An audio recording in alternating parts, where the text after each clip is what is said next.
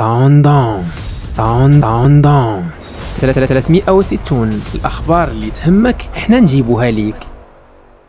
ساعات قليلة عقب طرحها على قناتها الخاصة على اليوتيوب، نجح فيلم نايضة كبرها صغار لسعيد الناصري من تحقيق نسبة مشاهدة قياسية قاربت 1.5 مليون المشاهدة، ما جعل هذا العمل الجديد يتربع على عرش الطوندونس المغربي. وحظي فيلم سعيد الناصري الجديد بإشادة واسعة من قبل عدد كبير من المتابعين، سواء عبر قناته الخاصة على منصة يوتيوب أو حتى عبر باقي المنصات الرقمية من قبيل فيسبوك وإنستغرام، حيث نوهوا عاليا بسيناريو العمل، مشيرين إلى أن القصة تلامس حقيقة الواقع المغربي المعاش. كما نوهوا أيضا بجودة الكاستينج الذي أعاد الاعتبار لعدد من الفنانين المهمشين، إلى جانب الرؤية الإخراجية التي حازت بدورها قسطا مهما من التنويه والإشادة. ومعلوم أن الناصري كان قد قرر سابقا التخلي على فكرة بيع فيلمه الجديد نايضة للقنوات المغربية، وقرر بالمقابل جعله متاح بشكل مجاني في وجه الجمهور المغربي عامة من خلال طرحه عبر منصة يوتيوب حتى يتسنى للجميع مشاهدته، خاصة بالنسبة للفئات التي لم تسعفها الظروف لمشاهدته أثناء عرضه في القاعات السينمائية منذ شهر أكتوبر من السنة الماضية. في ذات السياق أعلن مخرج وكاتب ومنتج العمل سعيد الناصري في وقت سابق أن فيلم نايضة لن يتم عرضه على القنوات الوطنية وكذلك المهرجانات، لكونه يعالج مواضيع مهمة يعاني منها المجتمع المغربي، وبالتالي لن يحرم الجمهور من مشاهدة هذا الإبداع الذي تم إنتاجه بشكل خاص بعيدا عن أي دعم يذكر، موضحا أن هذا الفيلم لم ينل إعجاب المسؤولين لأنه تطرق إلى موضوع الطبقة الفقيرة وأطفال الكريانات الذين يواجهون صعوبات كثيرة في الحياة.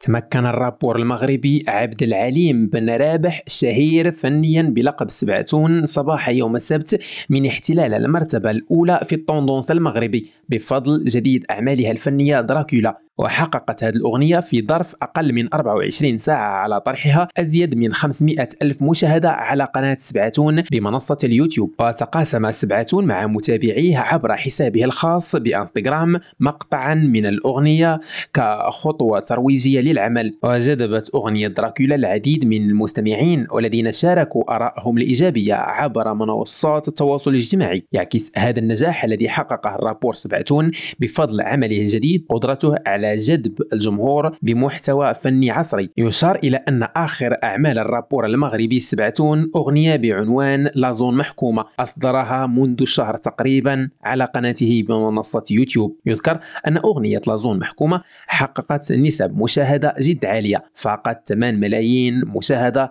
على منصة يوتيوب. أفادت صحيفة بيلد الألمانية بأن عائلة الرئيس السوري بشار الأسد لجأت إلى روسيا، وكانت رئاسة الجمهورية السورية نفذت ما تريد ببعض وسائل الإعلام الأجنبية حول مغادرة الرئيس السوري بشار الأسد دمشق أو زيارات خاطفة لدولة أو أخرى.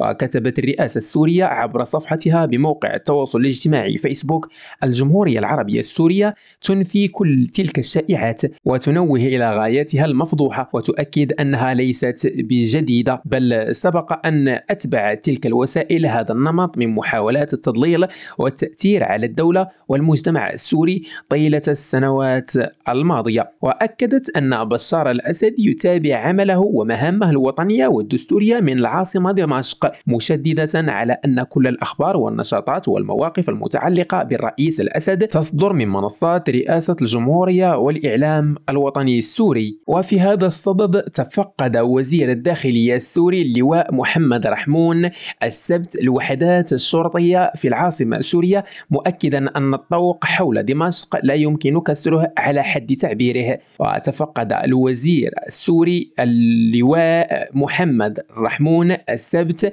الوحدات الشرطية في العاصمة السورية دمشق. وأفادت وكالة الأنباء السورية بأن وزير الداخلية تفقد عمل الوحدات الشرطية في في مدينة دمشق. وأكد الرحمون لقناة الإخبارية السورية أن هناك طوقا أمنيا قويا جدا على أطراف دمشق ولا يمكن لأحد أن يكسره. وأضاف: الشرطة متواجدة في الساحات والقوات المسلحة موجودة، ولا قلق ولا خوف نهائيا. كما أوضح أن الأصوات التي سمعت اليوم هي استهداف للمجاميع باتجاه محافظة درعا، فضلا عن اعتداءات بمسيرات تصدى لها الدفاعات الجوية. وشدد على أنه لا يوجد واحد قريب من دمشق، مشيرا إلى أن المؤسسات تؤدي عملها.